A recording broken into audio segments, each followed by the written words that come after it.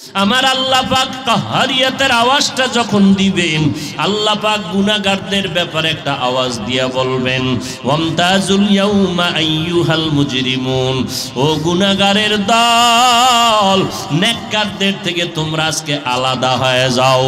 আমি নেককারদের আমলনামা ডান হাতে দিয়া জান্নাত দিয়া দিব, আর তোমাদের আমলনামা বাম হাতে দিব। তোমরা গুনাহগারেরা আলাদা লাইনে দাঁড়াও। ওই সময় কঠিন অবস্থা হয়ে যাবে। মানুষগুলো কাঁদতে কাঁদতে চোখের পানি শেষ, রক্ত বের হওয়া শুরু হবে, পাগলের মতো হয়ে যাবে, কেউ কাউকে চিনবে না, পাগলের মতো চিল্লাইতে থাকবে। আমলনামা বাম হাতে আসলে আমার উপায় কি হবে? ওই হাসরের ময়দানের কথা মনে পড়ার কারণে আমি নবী পর্যন্ত কান্না করি।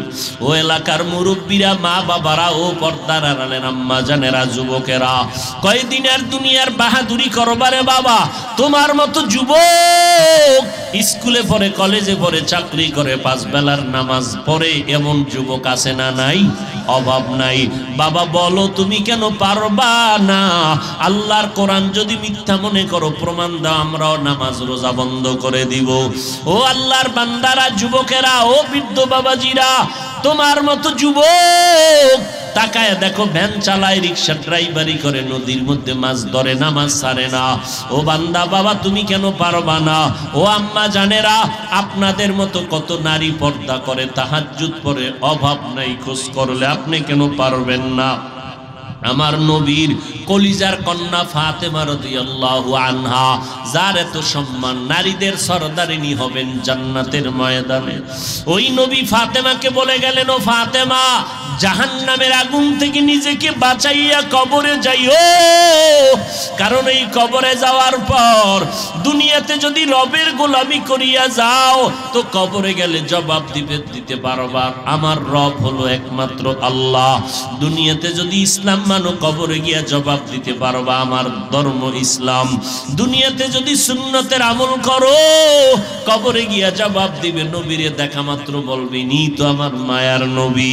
কিন্তু যারা রবের গোলামি করবে না, ইসলাম মানবে না, সুন্নতের আমল করবে না, এরা যখন কবরে যাবে, 3টা প্রশ্ন যখন করা হবে, গুনাহগারেরা শুধু বলবে হা হা লা আদরি, হা হা লা আদরি, হা হা লা আদরি, আমি কিছুই জানি না, বড় আফসোস, আমি কিছুই জানি না। নবীজি বলেন, সাথে সাথে আমার আল্লাহ গাইবী একটা আওয়াজ দিবেন রাগান্বিত হইয়া, আর বলবেন, ও কবরের ফেরেশতারা, এই নাফরমান গুনাহগারকে আর কোনো সময় দিও না, সুযোগ দিও না। আমি দুনিয়াতে কম সুযোগ দেই নাই। আমার দেওয়া পানি, আমার দেওয়া বাতাস, আমার দেয়া সূর্যের আলো, চাঁদের আলো, আমার দেওয়া নদীর মাছ খাইলো, জমিনের ফসল খাইলো, গাছের ফল খাইলো, এত বড় নিমক হারাম, একবারও আলহামদুলিল্লাহ বলে নাই। ওলামায়ে কেরাম পায়ে ধরে ধরে নামাজের কথা বলতো, নামাজ আদায় করে নাই, মসজিদের আজান শুনে মসজিদে যায় নাই, বরং আমার কোরআনের আলেমের বিরোধিতা করেছে। এখন আর দেরি না করিয়া এই নাফরমানের কবরে জাহান্নামের আগুনের বিছানাটা দাও, কবরের মধ্যে জাহান্নামের সাথে রাস্তা বানায় দাও। আল্লাহ বলবেন, ও কবরের মাটি, এই নাফরমানকে 2 পার্শ্ব থেকে জোরে জোরে চাপ দাও। এত জোরে চাপ দিবে পাজরের হাড় চুরমার হয়ে যাবে। ও আল্লাহর বান্দারা, একটা বেতের বাড়ি সইতে পারি না, একটা মশার কামড় সহ্য করতে পারি না। গুনাহ নিয়ে যদি কবরে যাই, ওই জাহান্নামের আযাব কেমন করে কবরে সহ্য করব রে বাবা? এখনো সময় আছে, তওবা করে নাও। আমার আল্লাহ তওবার দরজা দিয়া ডাকতেছেন। হাজারো গুনাহ করেছো বান্দা, তুমি আমার কাছে মাথা নত করে তওবা করো। 2 ফোঁটা চোখের পানি ছেড়ে যদি বলতে পারো, দয়ার মালিক, জীবনে যত অন্যায় করেছি, আমার এই অন্যায়ের খবর মা জানে না, ভাই জানে না, আপনজন কেউ জানে না। ও আল্লাহ, আজকে তুমি জানার পরও রাগ করিয়া পানিও বন্ধ করো নাই, বাতাস বন্ধ করো নাই, খানাও বন্ধ করো নাই। আমার অন্যায়ের খবর আমার আপনজনেরা জানলে কেউ আমাকে আর সম্মানের চোখে দেখতো না। আমার মা বাবা জানলে খানার প্লেট বন্ধ করে দিত। ও আল্লাহ, তুমি জানার পর আমার সম্মানের চেয়ার থেকেও তুমি আমারে নিচে নামাইয়া দাও নাই। তুমি কত দয়ার মালিক, তুমি আমার ইজ্জত নষ্ট করো নাই, খানাও বন্ধ করো নাই রে আল্লাহ। আজকে এই ময়দানে তওবার নিয়ত করলাম রে যুবক, ওরে ডানে বামে তোমার মতো কত যুবক দাড়িওয়ালা নামাজি, চোখের কোঠায় পানি, জীবনে মা বাবার দোয়া ছাড়া গাইতে পারবা না রে বাবা। ওই মা বাবার সাথে বেয়াদবি করে থাকলে তওবা করো, মাপ চাও, মা বাবা দোয়া করে দিলে আর তোমার কোনো চিন্তা থাকবে না রে বাবা। ও জীবনে যত অপরাধ করেছো মনে মনে আমার আল্লাহকে ডাকো আর বলো, দয়ার আল্লাহ জীবনে কত অপরাধ করেছি, কত গুনাহ করেছি, আজকে থেকে আর গুনাহ করব না, নবীর তরিকার বাহিরে চলবো না, মা বাবার বিরুদ্ধাচরণ করব না, সুন্নাত অনুযায়ী চলবো, কোরআন পড়বো, দাড়িটা লম্বা করব, 5 বেলার নামাজ পড়ব। ও আল্লাহ তোমার অবাধ্য হব না, তোমার নবীর তরিকার বাহিরে যাব না।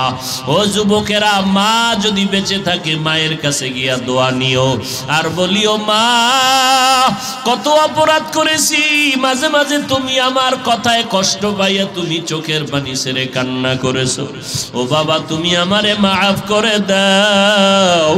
ওই মা বাবা জীবনটা বড় কষ্ট না করিয়া যদি ঘুমাইতো আমি মানুষ হতে পারতাম না।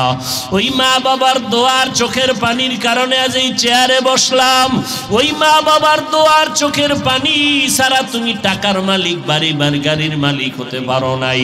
ও আল্লাহর বান্দারা চোখের পানি ছেড়ে ওই মা বাবার জন্য দোয়া করো, আল্লাহকে বলো, আল্লাহ জীবনে আর কোনোদিন বেয়াদবিমূলক আচরণ করব না, কোনোদিন উলামায়ে কেরামদের বিরুদ্ধাচরণ করব না, নবীর তরিকার বাহিরে চলব না, আর জবান দিয়া গীবত শিকায়াত করব না।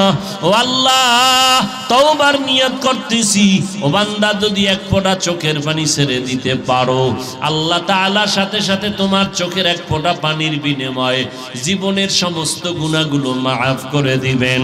ও আল্লাহর বান্দারা, ও নবীর আশিক, আল্লাহ পাক রব্বুল আলামিন এমন কোরআন দিলেন, মরণ রোগী মরে যাবে, ডাক্তার বলে যা মনে চায় খাওয়ায় দাও, আমাদের হাতে আর বাঁচানোর কোনো রাস্তা নাই। কিন্তু কোরআনের আয়াত পড়িয়া পানি পড়িয়া একজন বুজুর্গ দম দিল, পানি পান করলো, রোগী বেঁচে গেল। কথা ঠিক নেই, কিন্তু কপাল বড় খারাপ, আজকে সেই কোরআনের আওয়াজ মুসলমানের ঘরের মধ্যে নাই, কোরআন শরীফ নাই। আল্লাহর কোরআন ঘরে আছে, একটা দিন খুইলা দেখলো না যে কোরআনটা, এত বয়ান শুনি দেখি কোরআনের ভেতরটা কেমন। ওরে কোরআনের উপরে যদি বান্দা তুমি আঙ্গুল টানো লাইনে লাইনে, কোরআনের নূর আমার আল্লাহ তোমার সিনায় দান করবে। আমার আল্লাহর কোরআন মাঝে মাঝে খুলিয়া দেখো আর দিলটারে নরম করো আর চোখের পানি ছেড়ে কাঁদো আর বলো, দয়ার মালিক তোমার এত সুন্দর কোরআন যেটা দেখলে সব আমি পড়তে পারলাম না, আমার মাওলার কোরআনটা যদি দেখো চোখের পাওয়ার নষ্ট হবে না।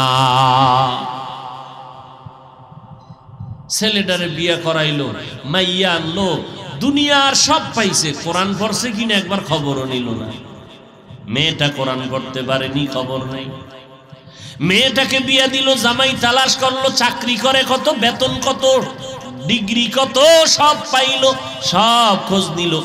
জামাই মিয়া কোরআন শরীফ পড়তে পারেনি, একবারও জিজ্ঞাসাও করে নাই। আল্লাহর কোরআন এমন এক মহা কিতাব, আপনাদের এই এলাকায় বিল্ডিং এর অভাব নাই, সুন্দর সুন্দর বিল্ডিং, টাইলস করা, মোজাইক করা, সুন্দর, কিন্তু খোদার কসম একটা বিল্ডিং এর এই পরিমাণ দাম নাই কোরআনওয়ালা টিনের ঘরের যেই পরিমাণ দাম। কিন্তু কপাল খারাপ, নিজেও কোরআন পড়ে না, যারা পড়ে তাদেরকেও মোহাব্বত করবে তাও করে না, বরং বিরোধিতাটাও করে অনায়াসে। তা মাদ্রাসায় পড়ে কি হয়? মাদ্রাসায় পড়ে চোর হয়। হ্যাঁ, ওরে মাদ্রাসায় পড়া লাগবে না, ওর সাথে খালি একটু সম্পর্ক রাখলেও সে স্মরণের মানুষ হয়ে যায়। ভাইরা আমার,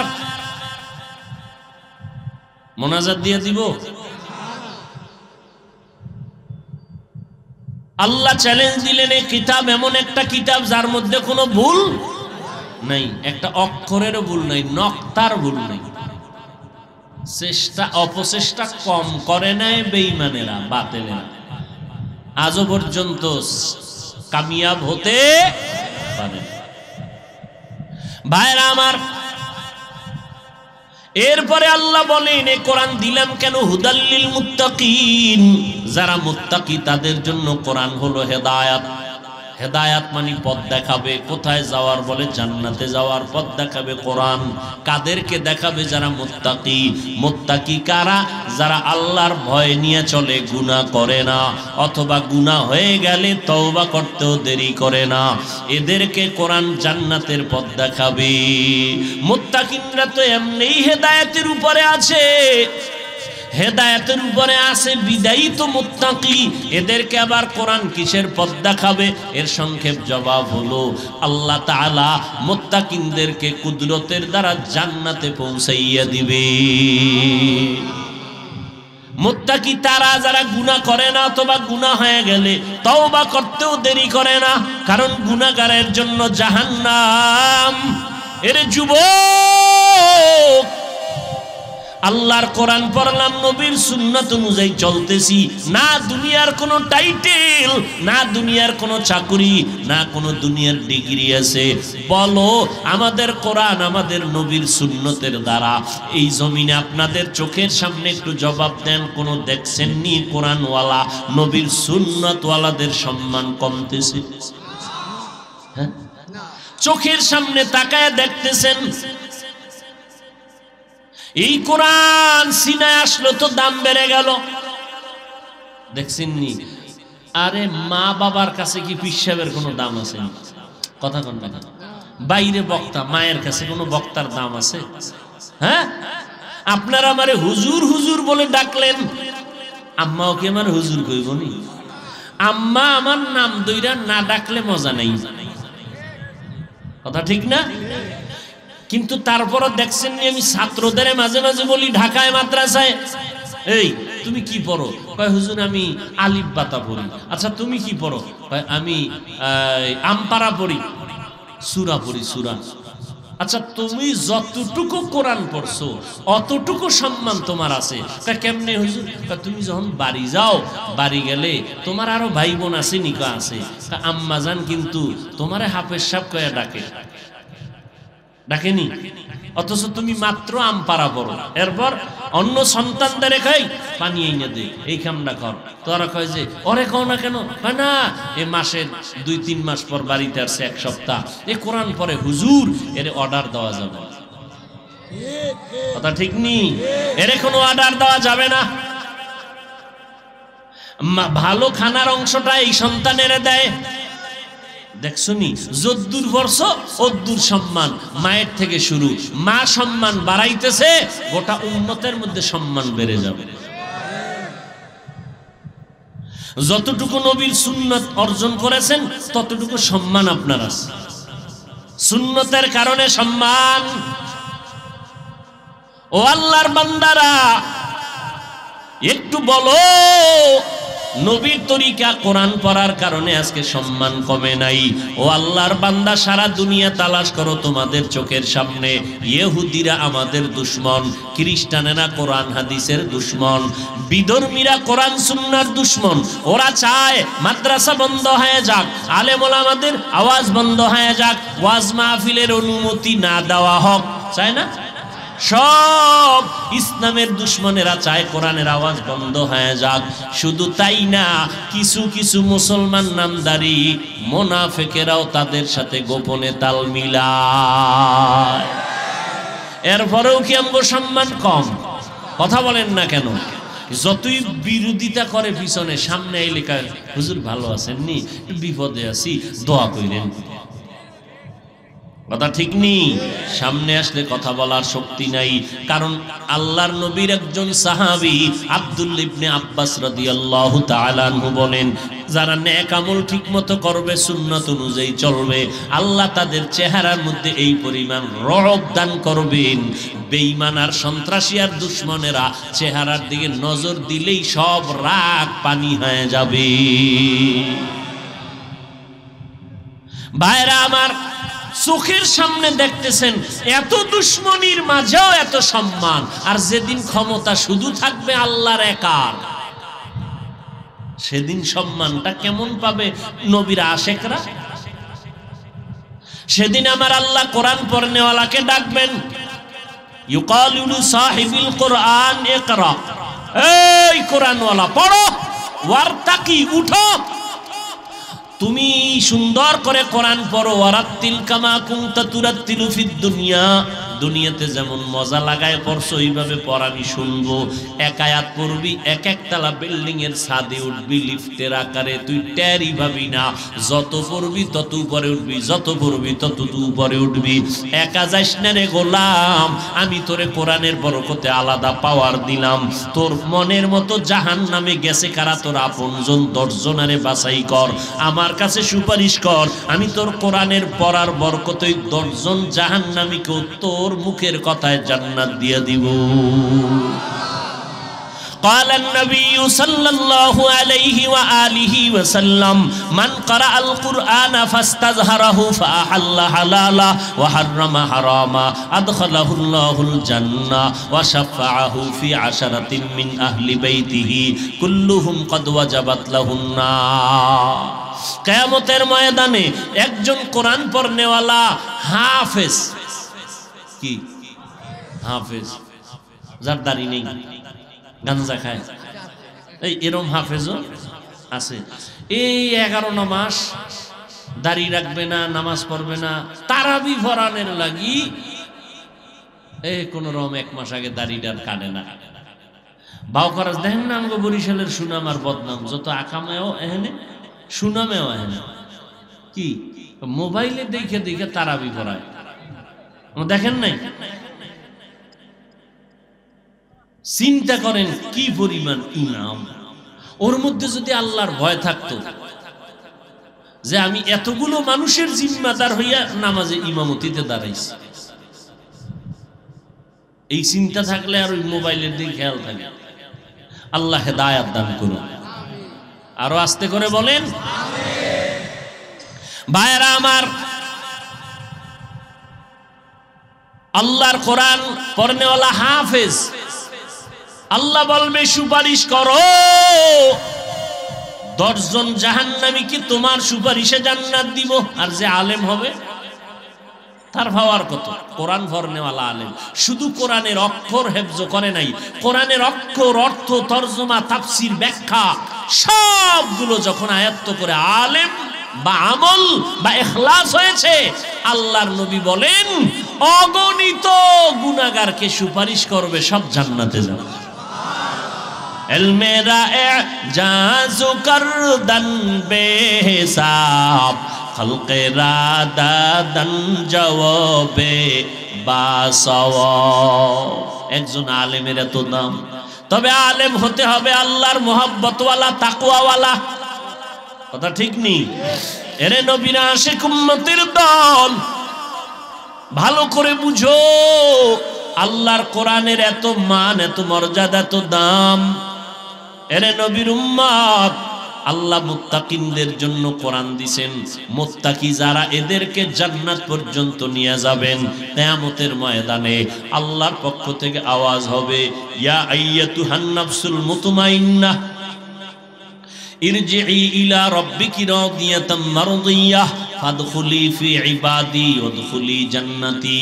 ও নফসে মুতমাইনওয়ালা, ও পরিশুদ্ধ অন্তরওয়ালারা, ও নেক আমলওয়ালারা, ও তাকওয়াওয়ালারা, আসো আমার মোহাব্বত নিয়ে যারা আমল করছো, ইখলাস নিয়া, আমি মাওলার খুশির জন্য যারা করছো, আসো আমার কাছে আসো। আমার আরশে আজিমের নিচে আমার একদল মোহাব্বতের বান্দা বসা আছে, এরা তাকওয়াওয়ালা, আমার বান্দা, এরা আর কারো বান্দা বান্দা না, এদের জীবনটা আমার জন্য বিলীন করেছে। তোমরা তাদের মজলিসে গিয়া বসো, এরপরে তাদের সাথে জান্নাতে যাও, আর তাদের একমাত্র রাহবর হবে আমার বন্ধু মুহাম্মদ। এরে নবীর উম্মতের দল, আজও পর্যন্ত কোরআনের ভুল কেউ বের করতে পারে নাই। ও আল্লাহর বান্দা, চোখের সামনে টুপির কারণে, দাড়ির কারণে, কোরআন পড়ার কারণে, লম্বা জামার কারণে, পাগড়ি পরার কারণে আমরা না খাইয়া মরে যাই নাই, বরং তুলনামূলক সম্মান আল্লাহ দিয়েছেন। অতএব বাবারা, আপনারা কেন টুপি পরবেন না, দাড়ি রাখবেন না, নামাজ পড়বেন না, পর্দা করবেন না, হালাল খাবেন না? বিষয়টা কি? আপনারা কি অন্য আল্লাহকে মানবেন? আপনারা কি অন্য নবীর আদর্শ মানবেন? নাকি আপনার আল্লাহর কোরআন বুঝেন না বা বিশ্বাস করেন না?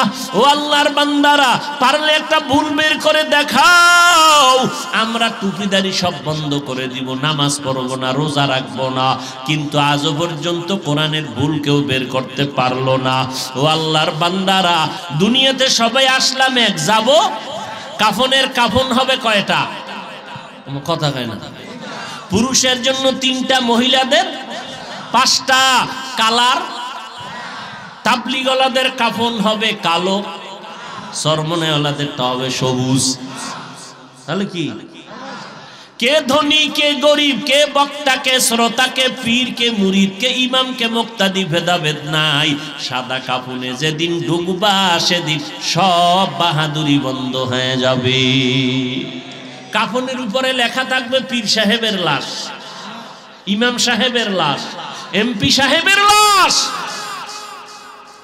ও যুবক, ওই সাদা কাফনের প্যাকেটটা যেদিন হয়ে যাইবা, কে কোটিপতি, কে ধনী, কে গরিব, কোনো ভেদাভেদ থাকবে না। জানাজা পড়াইয়া কবরের সাইজও হবে না আলাদা? আপনাদের কবর কি 10 হাত? হ্যাঁ, সব সিস্টেম সাইজ এক।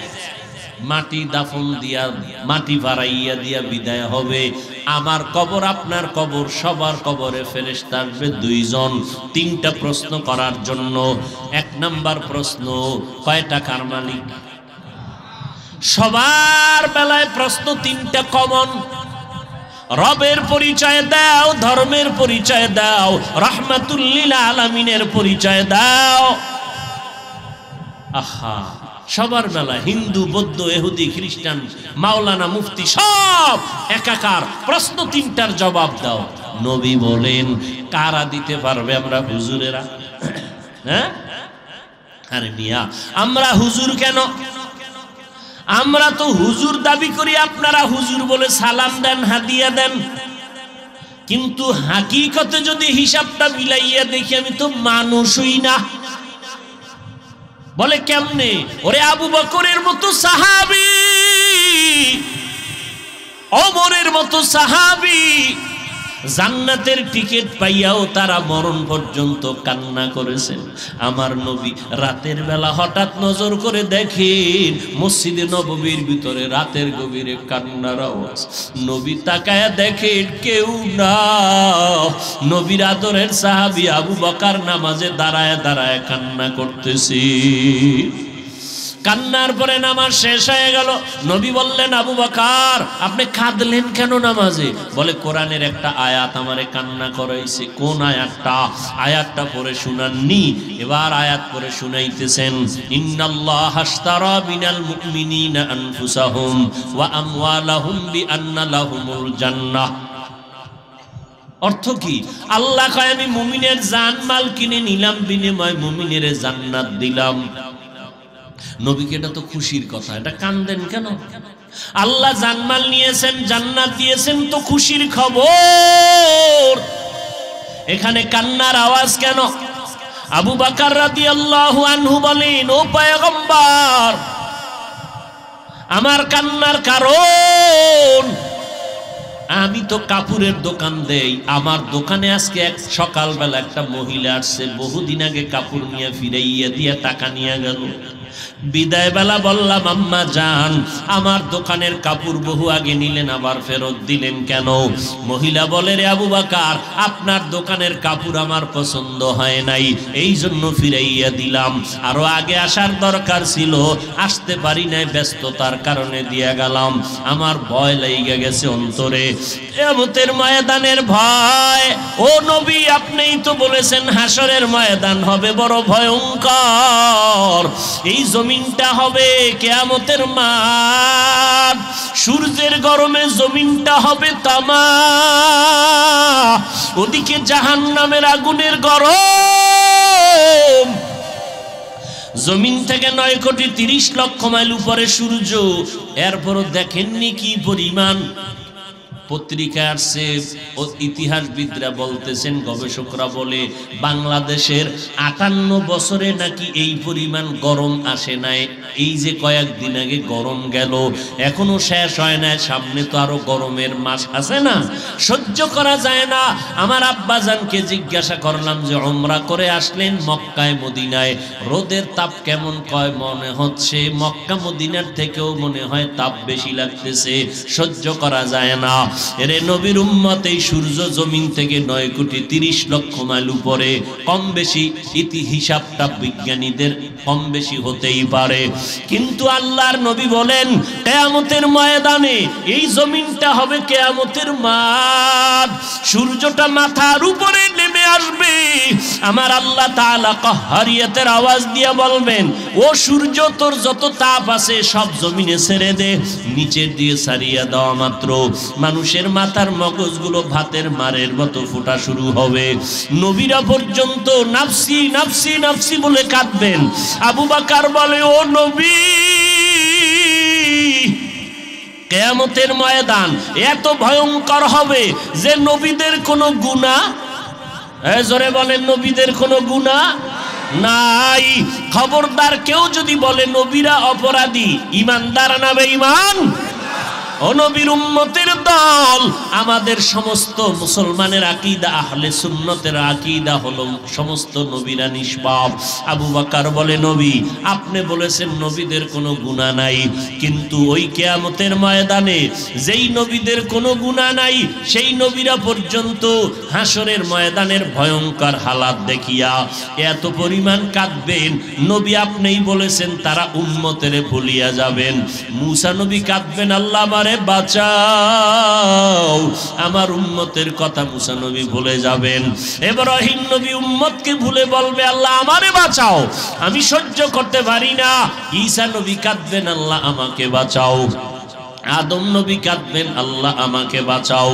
ও নবী, ওই কিয়ামতের ময়দানে ওই সময় আমি আবু বকর যদি আসামির কাঠগড়ায় দাঁড়ায় যাই, আমার আল্লাহ যদি বলে, রে আবু বকর, আমি 10 জন সাহাবাকে জান্নাতের অগ্রিম টিকিট দিলাম, এর মধ্যে তোমাকে সবার আগেই নাম রাখছি সিরিয়ালে, তোমার আমি এত ভালোবাসলাম, আমি জান্নাত দিলাম, তোমার জানমাল নিলাম, বলো আমার জান্নাত আর মোহাব্বত করিয়া কি পরিমাণ আমল নিয়ে আসছো। আমি আবু বকর সেদিন যদি বলি, আল্লাহ নামাজ পড়েছি, রোজা রাখছি, কোরআন তেলাওয়াত করেছি, ও আল্লাহ তাহাজ্জুদ পড়েছি, কান্না করেছি, হালাল পথে চলেছি, আল্লাহ যদি কয়, রে আবু বকর, তোমার জান মাল তুমি নিয়ে যাও, আমার জান্নাতটা আমারে ফিরাইয়া দাও, ওই মহিলার মতো যদি মাল ফিরাইয়া চায়, তখন আমার উপায় কি হবে? ও আল্লাহ, আপনার জান মাল ফিরাইয়া জান্নাতটা কেন নিতে চান? আল্লাহ যদি বলে, আবু বকর, আমার জান্নাত আর মোহাব্বত করিয়া তুমি যে আমল করেছো, এগুলো আমার কাছে মোটেও পছন্দ হয় নাই, তখন আমি আবু বকরের উপায় কি হবে? আল্লাহর অর্ডার হয়ে যাবে জাহান্নামের হ্যান্ডকাপ লাগানোর জন্য। জামুল নামাটা বাম হাতে দেওয়া হবে, জাহান্নামের হ্যান্ডকাপ লাগা মাত্র ওই জাহান্নামের আগুনের তাপে শরীরের চামড়াগুলো খসে খসে পড়ে যাবে, ওই জাহান্নামের আওয়াজ সহ্য করার মতো হবে না।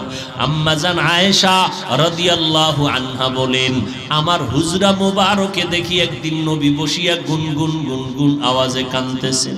আমি আয়েশা বললাম, নবী আপনি কেন কাঁদেন? কোনো বিবির কথা মনে পড়লো না, কোনো কষ্ট নাকি? আমি আয়েশা আপনাকে কোনো কষ্ট দিলাম। মায়ার নবী কাঁদেন আর বলেন, আয়েশা তোমার কোনো কথায় আমি কাঁদি না, হাসরের ময়দানে ভয়ঙ্কর অবস্থার কথা মনে পড়ে গেল, এজন্য কান্না করি।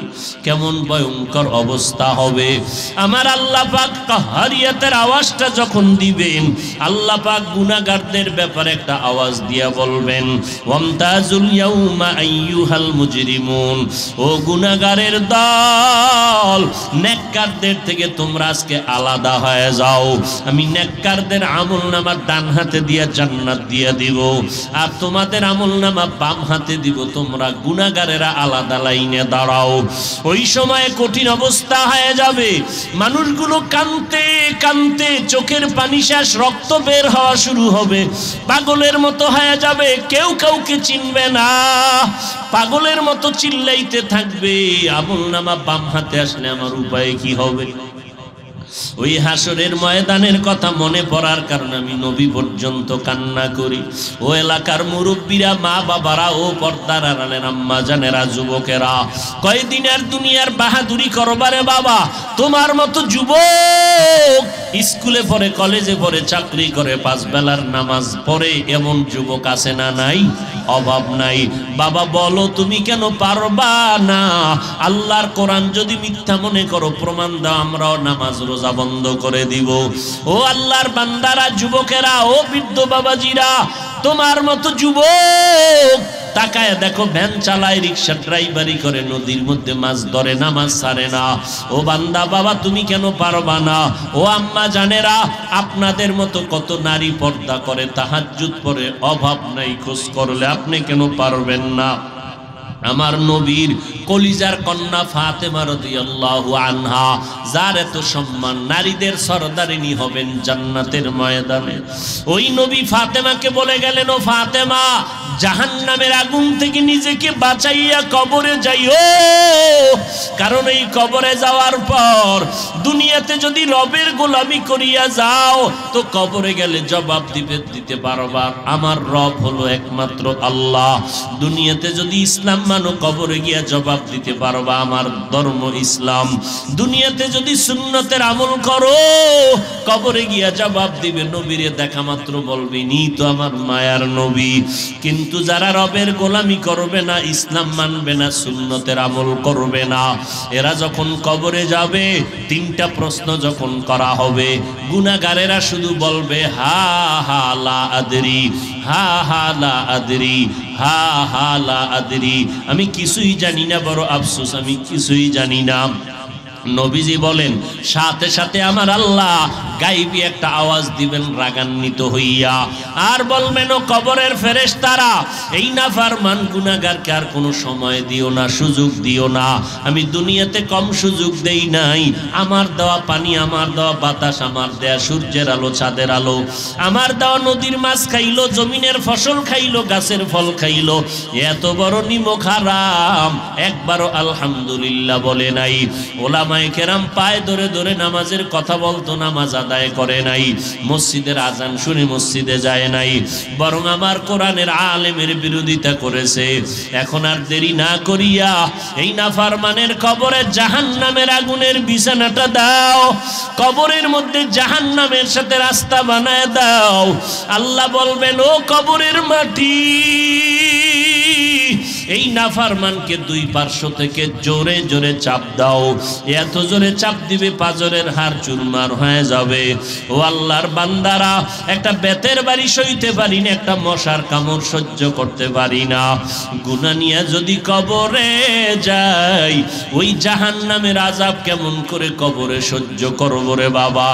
এখনো সময় আছে, তওবা করে নাও।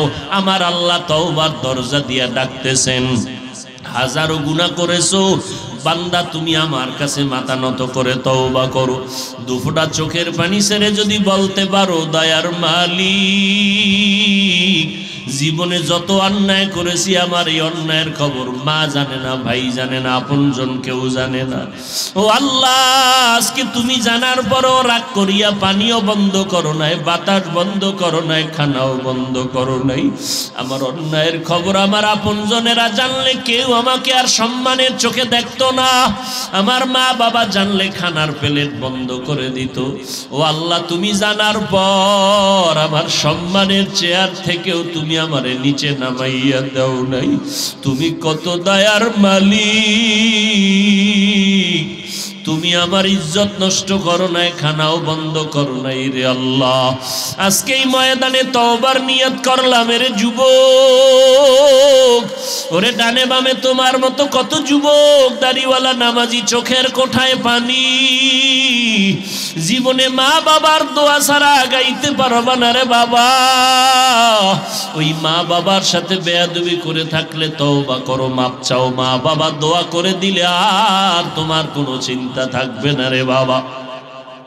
ও জীবনে যত অপরাধ করেছো মনে মনে আমার আল্লাহকে ডাকো আর বলো, দয়ার আল্লাহ, জীবনে কত অপরাধ করেছি, কত গুনাহ করেছি, আজকে থেকে আর গুনাহ করব না, নবীর তরিকার বাহিরে চলব না, মা বাবার বিরুদ্ধাচরণ করব না, সুন্নাত অনুযায়ী চলব, কোরআন পড়ব, দাড়িটা লম্বা করব, 5 বেলার নামাজ পড়ব। ও আল্লাহ, তোমার অবাধ্য হব না, তোমার নবীর তরিকার বাহিরে যাব না। ও যুবক, মা যদি বেঁচে থাকে মায়ের কাছে গিয়া দোয়া নিও আর বলিও, মা কত অপরাধ করেছি, মাঝে মাঝে তুমি আমার কথায় কষ্ট পাইয়া তুমি চোখের পানি ছেড়ে কান্না করেছো। ও বাবা, তুমি আমারে মাফ করে দাও। ওই মা বাবা জীবনটা বড় কষ্ট না করিয়া যদি ঘুমাইতো আমি মানুষ হতে পারতাম না। ওই মা বাবার দোয়ার চোখের পানির কারণে আজ এই চেয়ারে বসলাম। ওই মা বাবার দোয়ার চোখের পানি সারা তুমি টাকার মালিক, বাড়ি গাড়ির মালিক হতে পারো নাই। ও আল্লাহর বান্দারা, চোখের পানি ছেড়ে ওই মা বাবার জন্য দোয়া করো। আল্লাহকে বলো, আল্লাহ জীবনে আর কোনোদিন বেয়াদবিমূলক আচরণ করব না, কোনোদিন উলামায়ে কেরামদের বিরুদ্ধাচরণ করব না, নবীর তরিকার বাহিরে চলব না, আর জবান দিয়া গীবত শিকায়াত করব না।